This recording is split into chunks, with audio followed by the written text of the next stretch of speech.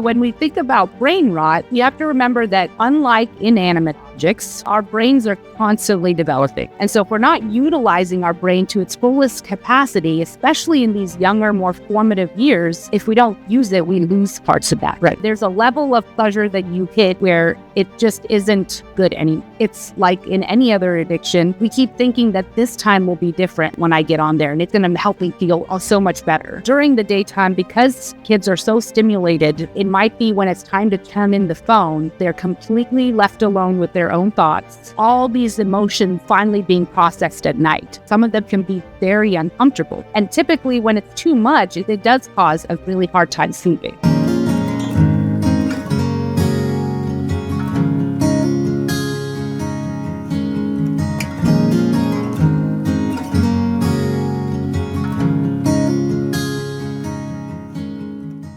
Welcome to Parenting the Now Generation podcast. So last week I had an interesting kind of off-the-cuff conversation with two teen kids, Claire, who is a podcast host, and my very own daughter, Evelyn. And we were talking about what a lot of kids are doing today, which is just being on their phone and what's ultimately been called doom scrolling and brain rot. And as the girls were talking to me, I realized, and I think Claire specifically said it, she said, you know, people are constantly throwing these words and we kind of know what they are, but we don't really know what the concerns are or what like brain rot is doing. So I turned to my dear friend who now I kind of turn to a lot, Sonia Pillai. Sonia, welcome. Hello. We are so happy to have you. You're a child and adolescent psychiatric nurse practitioner working out of Dallas or McKinney, Texas. So this is your field. And Sonia, you do a lot of work, obviously, with kids and then a lot of work in the space of mental health and online engagement and use. So let's just, you're our part two. Take it from the top. Just start by telling us what is brain rot and what is doom scrolling? Let's just start with the basics. So doom scrolling, actually I got the term from you and I was like, this is perfect. I can now use that whenever I'm asking kids, are you doom scrolling? And then explain. It's a great term, right? It's so good. Right. And so I'm guilty as charged also because, you know, we all get stuck down that rabbit hole and what is supposed to be 5 minutes in a waiting room ends up, you know, getting into the car and hours later, you're like, wow, I didn't get my homework done. My mom's been asking me to wash the dishes, haven't done that. And then the cycle starts, right? Where now we're still inadequate at the end of doom scrolling.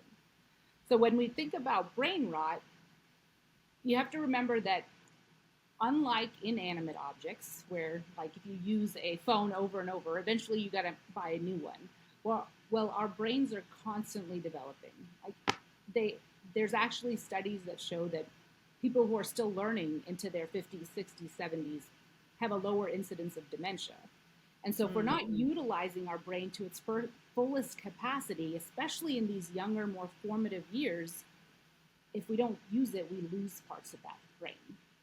And so if we're only stimulating a certain parts of the brain doom scrolling, we're not outside breathing in the fresh air, you know, looking out the window while our parents are driving, memorizing the streets that our favorite stores are on, then all of that is learning that we're not getting and memory that's not being formed, but we're kind of reeling over the same TikTok 50 times before we decide to move on to the other one. And so it just kind of leaves a lot of kids stagnant, not only socially, but even when it comes to their learning and their brain. So you think of like the brain as a muscle, and you've got to, especially as a teen, be using the entire entity of the brain. But I can hear a kid saying, well, I've never been an artist. You know, I was never going to paint. I'm not going to paint. I'm not planning to paint. So why do I need that part of my brain? Other kids have told me, yeah, but you don't understand. When I'm online, I'm learning about so many different things. I'm learning about history and art. I'm not only watching, you know, frivolous, silly videos. So, Sonia, what is your answer? Because my impression is that the repeated, just sort of sitting there and repeatedly looking after hit after hit after hit, regardless of what you're looking at, is going to create a developmental problem for that muscle, that brain. Exactly. And really what we're doing when we're getting those repeated hits is we're seeking out pleasure. And as humans, we're pleasure seekers. But at the same time, there's a level of pleasure that you hit where it just isn't good anymore, right? Like the payoff isn't as great as the initial reward. And it's the same thing, but it's like in any other addiction, we keep thinking that this time will be different when I get on there and it's gonna help me feel so much better. It doesn't change the fact that, yeah, you might be learning. What are you doing with the learning? Where are the actions? Those are all senses that we're not getting to feel because we're sensing, or we think we're sensing, as we're staring at the phone.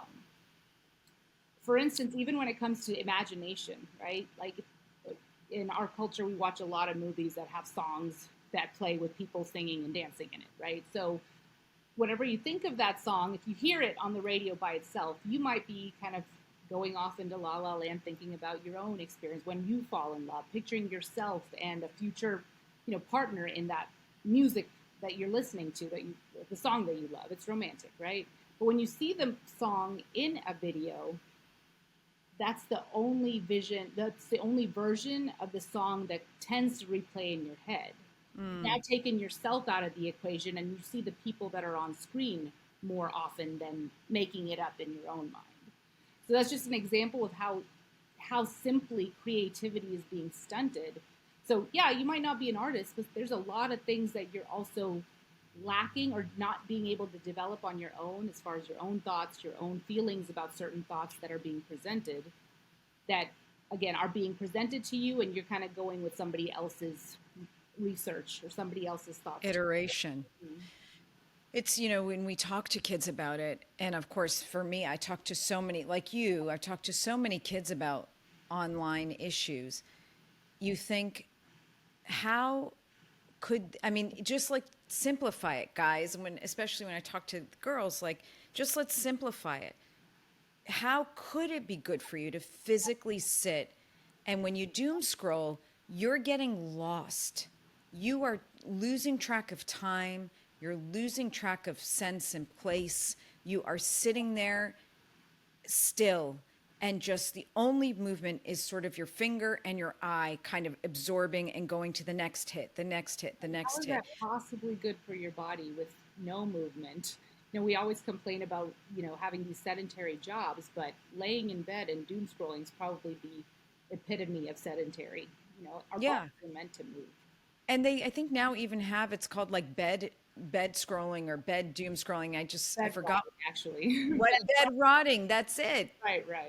Bed rotting, because not only are you're not even sitting at your desk, you're laying in bed. So guys, like, kids should fundamentally understand, we're not telling you go be an athlete today and run miles and miles and miles, but you're replacing just physical movement for sitting in a still position and just consuming content after content after content. Not to mention, Sonia, you're saying that there's sort of brain changes when this happens, because you're actually not using other parts of your brain, other parts of that muscle. And really, so do you lose that ability as you get older? I mean, are you losing potentially growth parts of your brain? I don't know how to ask that professionally, I So guess. the more I hear neurologists and other psychiatrists, clinical researchers talk about this, from what I understand, our brain is so dynamic that it's able to recover even later on into our life.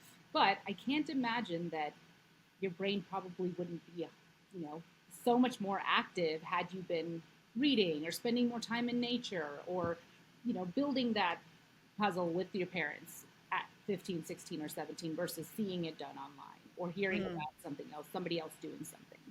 Yeah. So that means, like, even games that might be challenging, they're not really exercising the appropriate parts of your brain.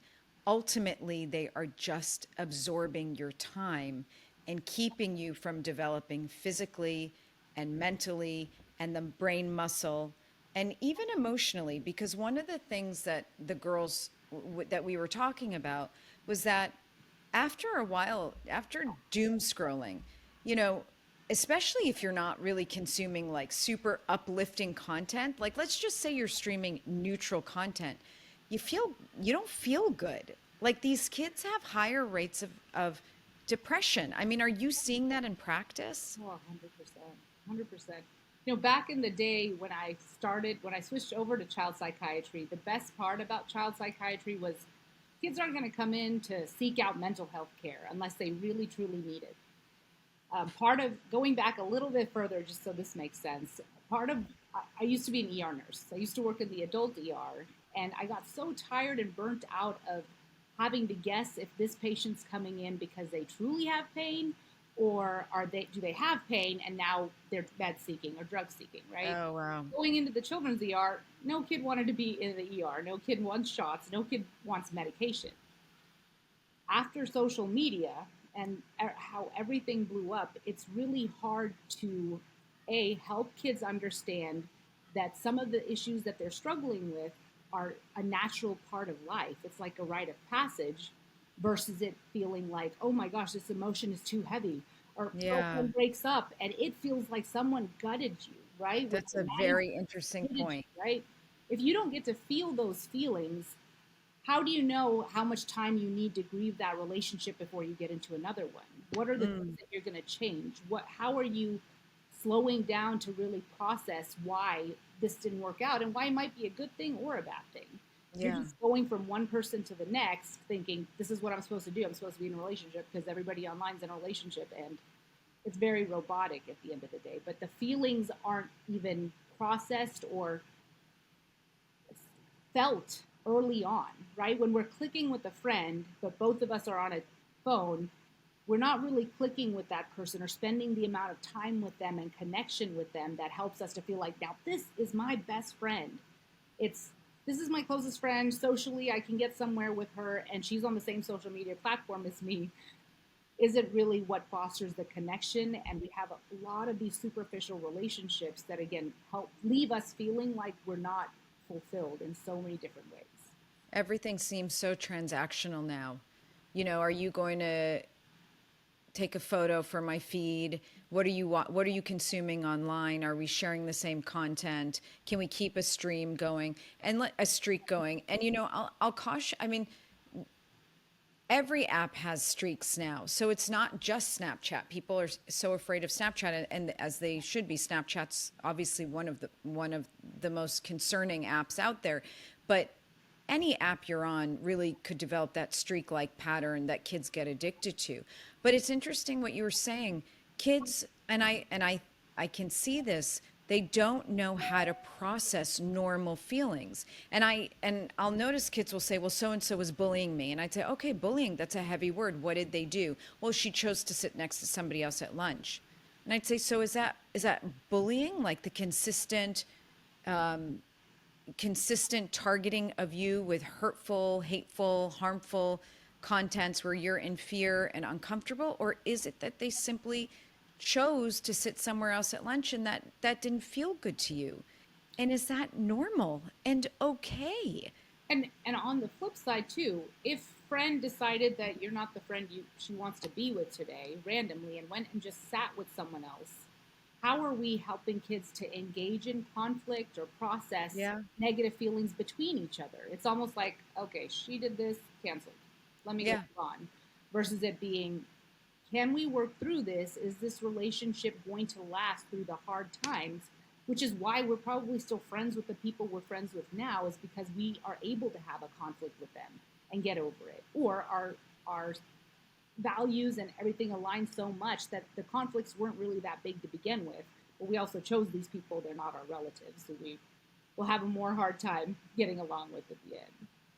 So when we go back to the concept of doom scrolling and the time, you know, one of the things I challenge kids is, you know, when the kids will tell me, you know, I can do my homework while I'm listening to music.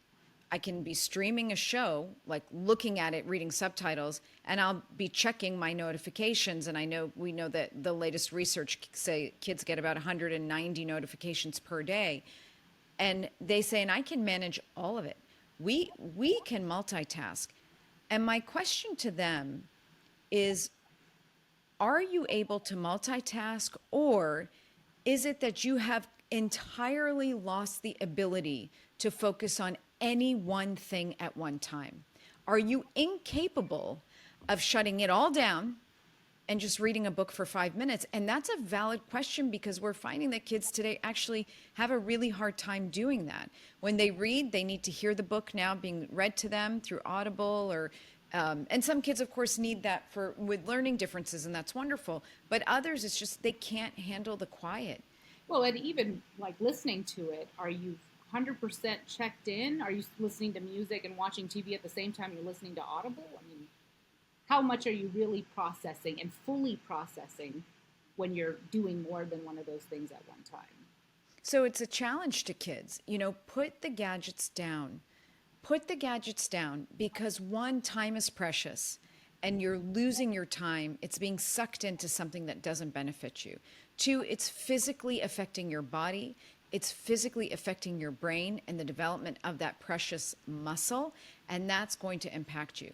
Three, it's keeping you from having attention. I mean, you can't fully focus on any one thing. That's horrible. You have your whole life to live and lead, and you don't know what type of job you're going to have. And you want to be able to have that tool, that gift of focusing and paying attention.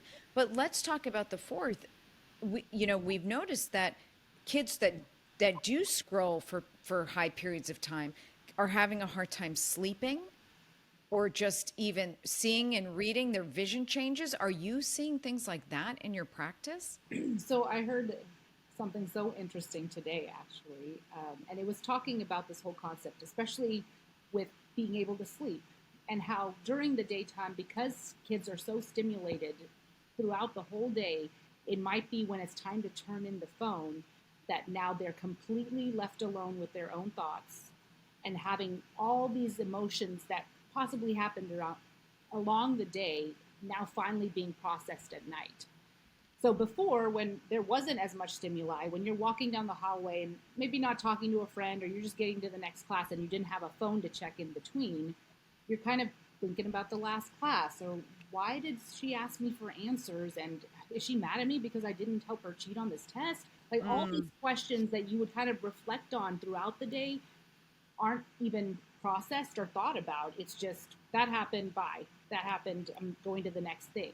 And so at the end of the day, when you go back and rewind and see all these different interactions throughout the day, that's when you're processing them. And some of them can be very uncomfortable. The bad grade that you got, I just feel like everything's going down the drain. I feel like my friends don't like me. And now you have a parent and they're feeling like their child is in crisis because they're now processing everything compounded all at once.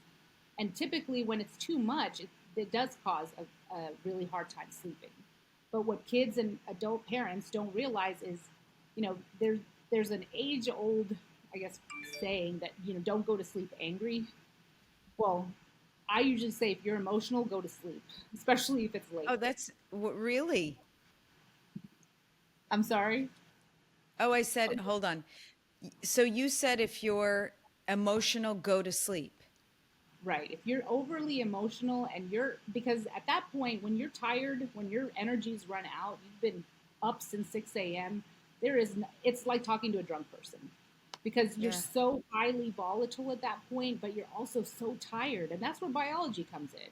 But you'll notice the next day, waking up in the morning, and if you bring up hey, how are you feeling? Oh, I'm better.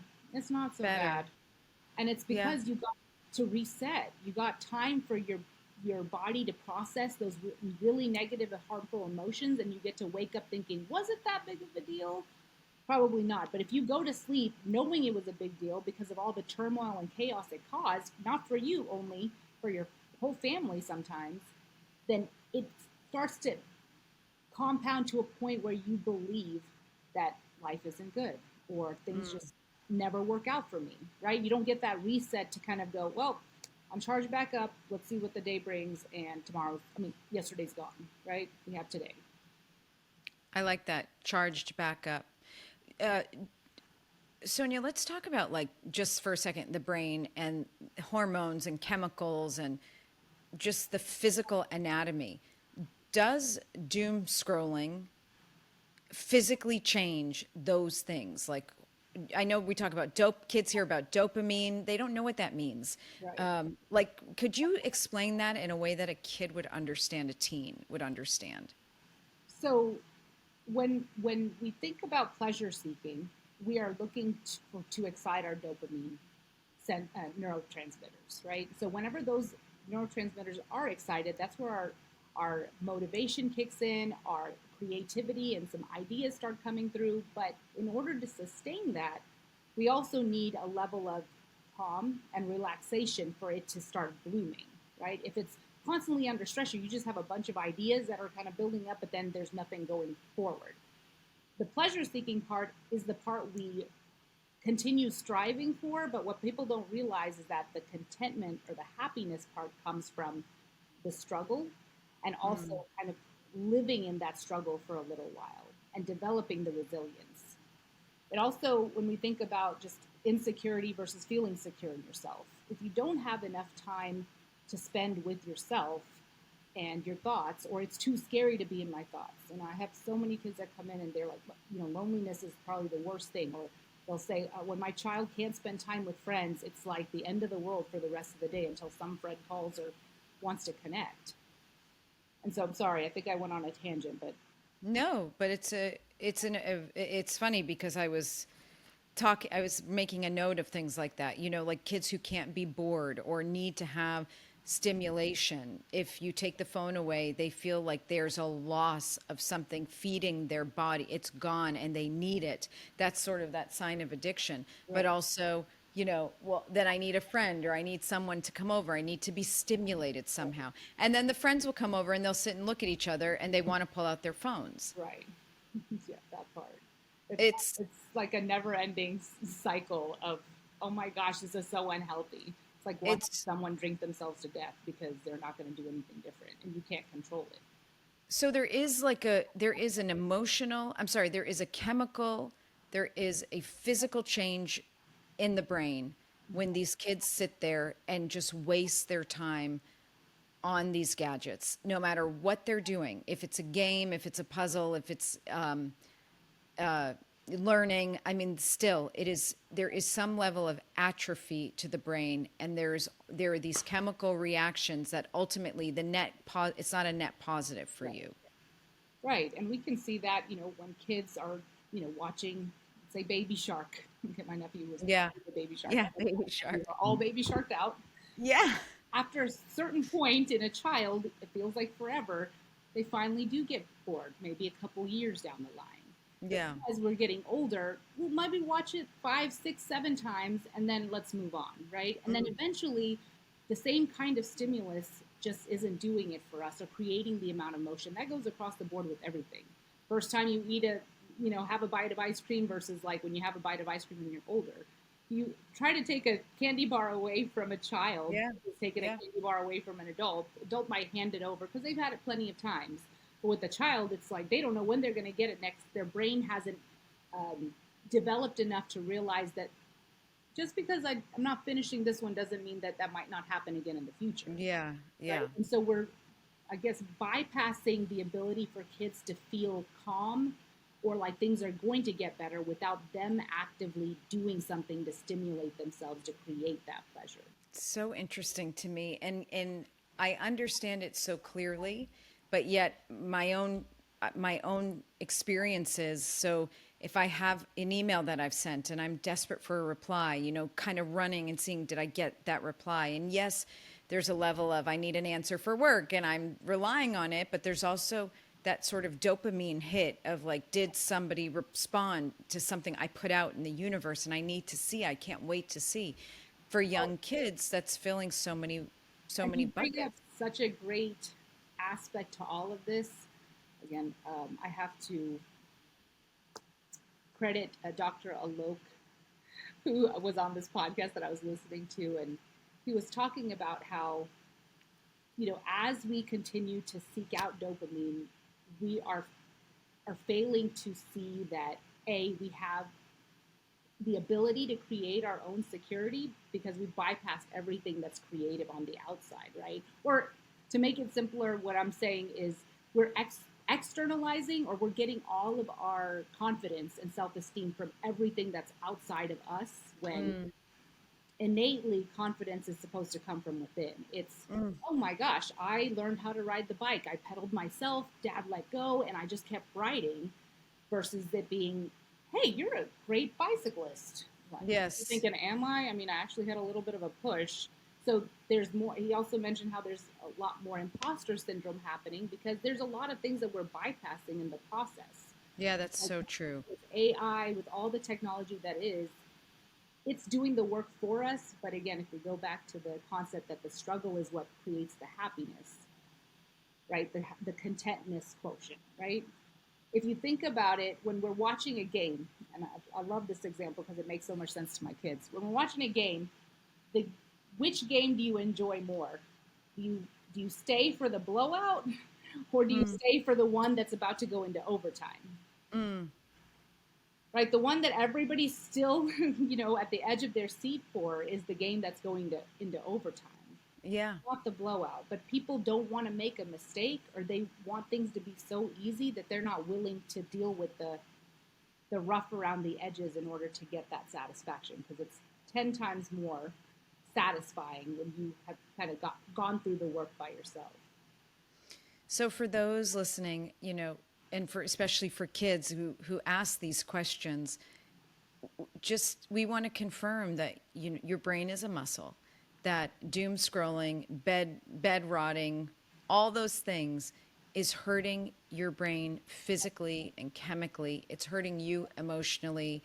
It's affecting your sleep because you're spending so much time invested in wasting time online that you can't process normal things that you should be processing. Right. You're robbing your We're not connecting with other people that will help us process either, when we're just, again, sitting there staring at a personal device.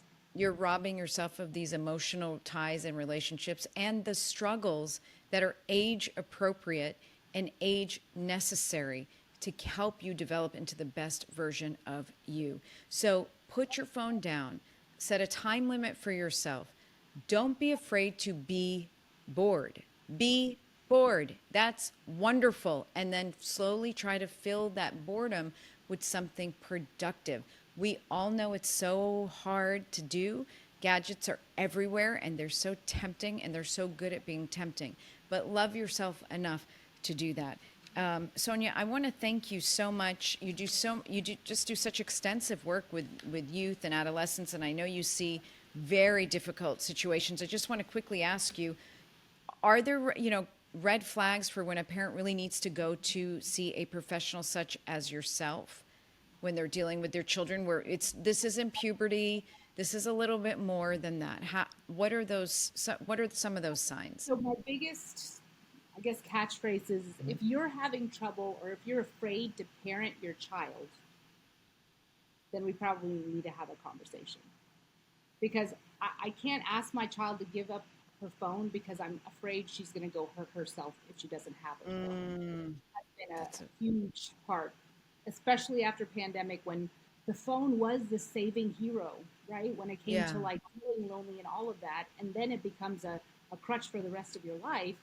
And ever since then, more than ever before, it's almost impossible. And parents feel so guilty at the thought of, oh my gosh, but it's the only thing that I have. It's the only thing that brings me happiness. And what do you do with that? Because this is uncharted territory. Okay. But one of the things that I would want to recommend to parents is, from a very, very young age, take 5 minutes in the day where both of you guys are sitting and nobody's allowed to talk. Like, let's play the quiet game. And just sit and just see how long that process can last, where they can sit with their own thoughts, themselves completely quiet, and start with 30 seconds, and then make it a minute within a couple months, and see if we can start progressing from there before the electronics come out. So doing the quiet game for 5 minutes or so, 30 seconds is productive? Every day. The thing is, every day. we get more and more out of it when we do it consistently. That's and then amazing. doing it consistently over time, and as we add more time to it, it's going to be something that's easier for them to understand. Oh, well, I know what this feels like. And, last time I did this, I had that thought to do this with, on my TikTok dance, whatever it is. It just inspires a lot more creativity and us asking them to do it and helping them do it takes away a lot of the burden later when we're going, oh, you're addicted to phones? Let's go have some Yeah. other time. You know, Yeah. it can be very beneficial. Sonia, thank you so much. It's always wonderful talking to you. I get to work with you, but this is just great. And when my own little Evelyn and Claire asked these questions, you were the first person that popped up into my mind. So thank you for joining us on Parenting the Now Generation. And to everybody else, we'll catch you next time. Take care. Thank you.